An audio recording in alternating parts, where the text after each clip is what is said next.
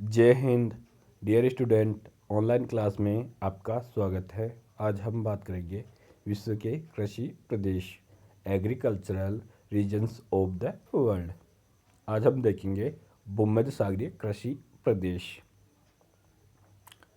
जो भूमध्य सागरीय कृषि प्रदेश, इसका विस्तार क्या है? उत्तरी गोलार्ध और दक्षिणी गोलार्ध यानी दोनों अक्षांशों में, उत्तरी अक्षांशों में और दक्षिणी अक्षांशों में पाया जाता है। अब देखिए, इस कृषि प्रदेश का विस्तार 30 डिग्री से 45 डिग्री उत्तरी एवं दक्षिणी अक्षांशों के मध्य दोनों गोलार्धों में भूमध्य सागरीय जलवायु प्रदेश में है। मतलब जो भूमध्य सागरीय कृषि है, इसका विस्तार 30 डिग्री से 45 डिग्री उत्तरी अक्षांश मतलब उत्तरी गोलार्ध में, जबकि 30 डिग्री से 45 डिग्री दक्षिणी अक्षांश मतलब दक्षिणी गोलार्ध में यह जलवायु पाई जाती है। कौन सी? भूमध्य सागरीय जलवायु।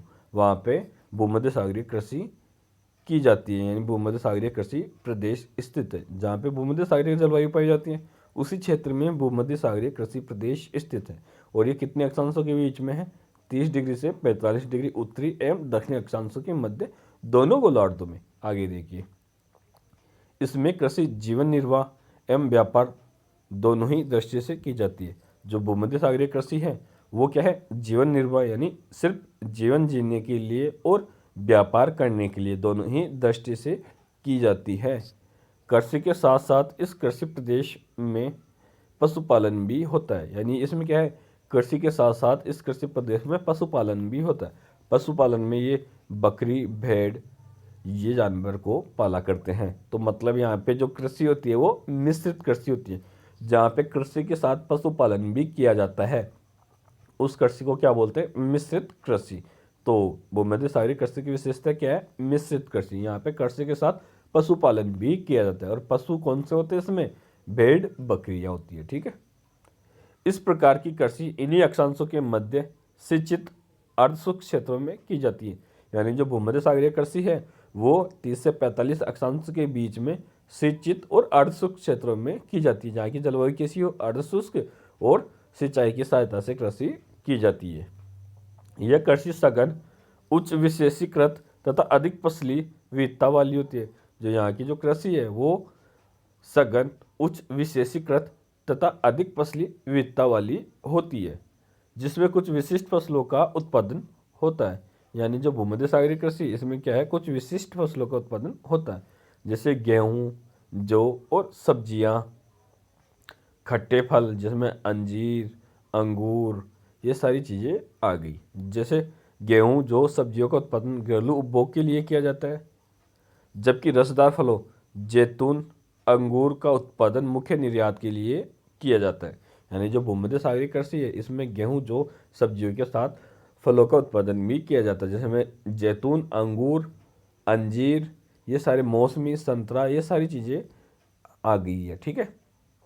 इस प्रकार भूमध्य सागरीय भूमि को विश्व की फलोद्यान भूमि, यानी क्या है? भूमध्य सागरीय जो कृषि है इसमें फलों का उत्पादन किया जाता है, यानी अधिकतर खट्टे फलों का उत्पादन किया जाता है, इसलिए इसे विश्व की फलोद्यान भूमि कहा जाता है। और खट्टे फलों से शराब बनती है, इसलिए इसे विश्व के शराब उद्योग का हृदय कहा जाता है, क्योंकि खट्टे फलों से शराब बनती है, जो और खट्टे फलों से ही शराब बनाई जाती है। तो मुख्य रूप से क्या है? शराब का जो कच्चा माल है वो कहाँ मिलता है? भूमध्य सागरीय कृषि प्रदेश में, इसलिए इसे विश्व की शराब उद्योग का हृदय कहा जाता है। यानी विश्व की फलोद्यान भूमि या विश्व के शराब उद्योग का हृदय कहा जाता है। कौन से कृषि को? भूमध्य सागरीय कृषि को। ठीक है। आगे देखिए, भौगोलिक परिस्थितियाँ। जो भूमध्य सागरीय कृषि है उसकी कौन कौन सी भौगोलिक परिस्थिति है उसकी हम बात करेंगे। फर्स्ट नंबर पे आता है भूमध्य सागरीय जलवायु पाई जाती है, जिसमें शीतकाल में वर्षा होती है तथा ग्रीष्मकाल शुष्क रहता है। जो भूमध्य सागरीय कृषि प्रदेश है वहाँ पे भूमध्य सागरीय जलवायु पाई जाती है। अब भूमध्य सागरीय जलवायु की क्या विशेषता है कि यहाँ पे वर्षा कब होगी? शीतकाल में, और ग्रीष्मकाल शुष्क रहता है। यानी वर्षा शीतकाल में होगी और ग्रीष्मकाल शुष्क रहेगा। ये पहली इसकी भौगोलिक परिस्थिति है भूमध्य सागरीय कृषि प्रदेश की। वर्षा कब होगी? शीतकाल में, और ग्रीष्मकाल शुष्क रहेगा। दूसरे नंबर पे देखिए आप, सेकंड, औसत वर्षा 25 सेंटीमीटर से 75 सेंटीमीटर के लगभग होती है। समुद्र के निकट एवं पर्वतों पर अपेक्षाकृत अधिक वर्षा होती है। यानी जो वर्षा का औसत है वो 25 सेंटीमीटर से 75 सेंटीमीटर के बीच होती है।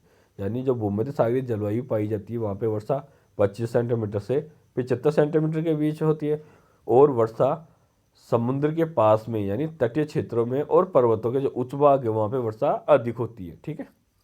थर्ड नंबर पे देखिए, सर्दियों में औसत तापमान 5 डिग्री से 10 डिग्री सेंटीग्रेड के बीच और गर्मियों में तापमान 21 डिग्री से 27 डिग्री सेंटीग्रेड के बीच रहता है। यानी जो गर्मियाँ हैं, गर्मियों में तापमान अधिक और शीतकाल में तापमान कम। शीतकाल में 5 से 10 डिग्री सेंटीग्रेड और गर्मी में 21 डिग्री से 27 डिग्री सेंटीग्रेड के बीच में तापमान रहता है।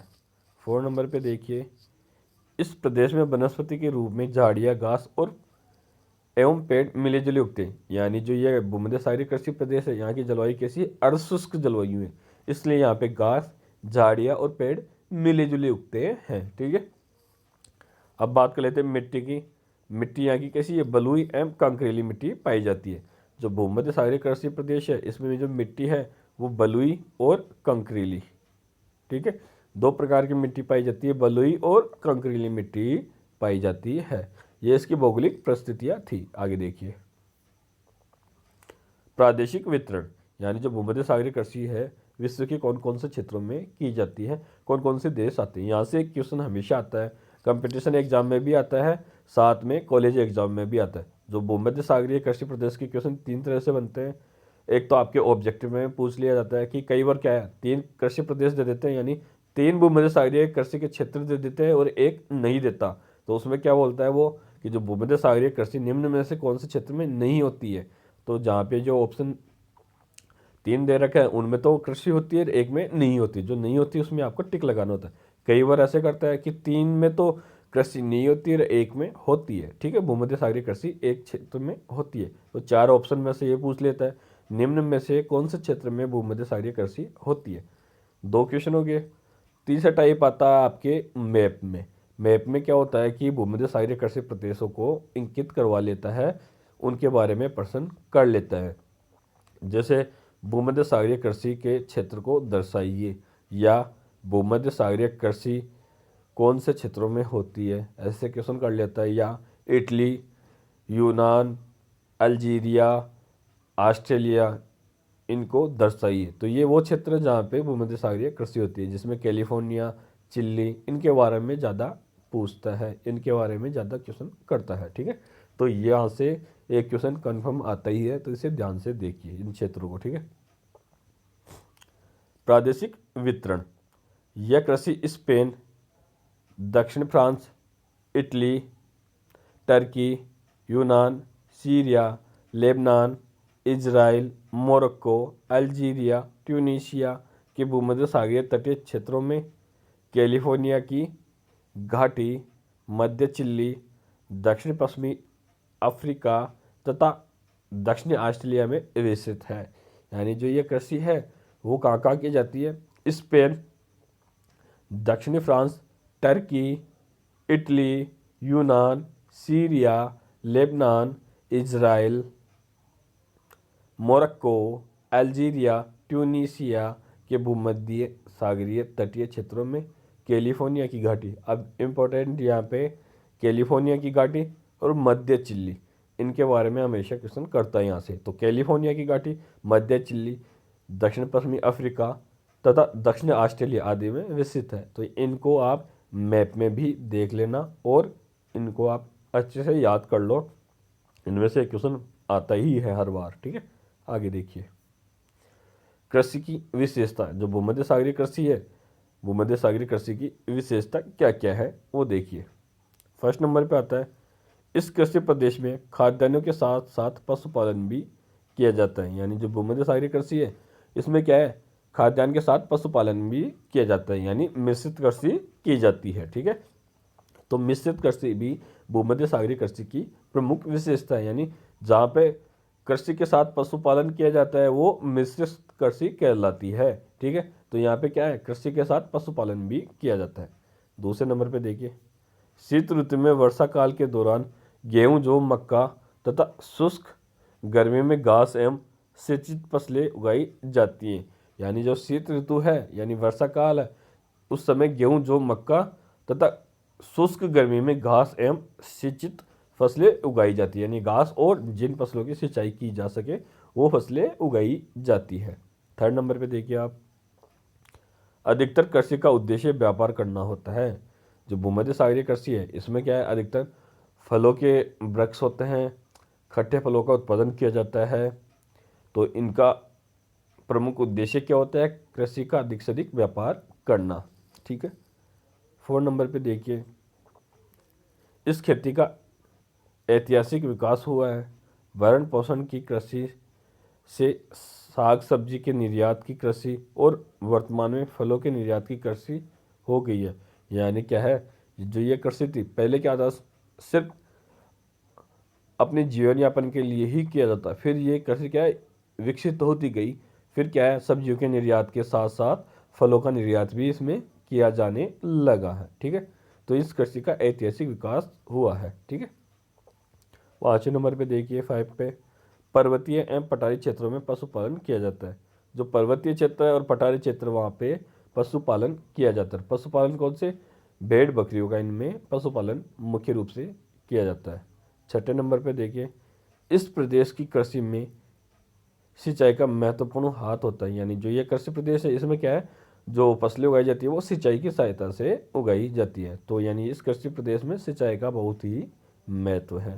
यानी इस कृषि प्रदेश में सिंचाई के साथ ही फसलें उगाई जाती है। फसलों में क्या आता है, अंजीर, अंगूर, खाद्यान्न फसलें जिसमें गेहूँ, जौ, मक्का, ये सारी चीज़ें। फूलों की कृषि भी इसमें की जाती है, फूलों को भी इस कृषि में उगाया जाता है।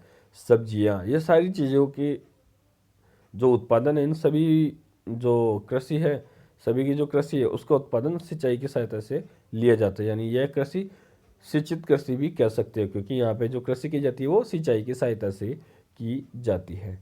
जय हिंद। आज के लिए इतना ही, आगे बात करेंगे नेक्स्ट वीडियो में।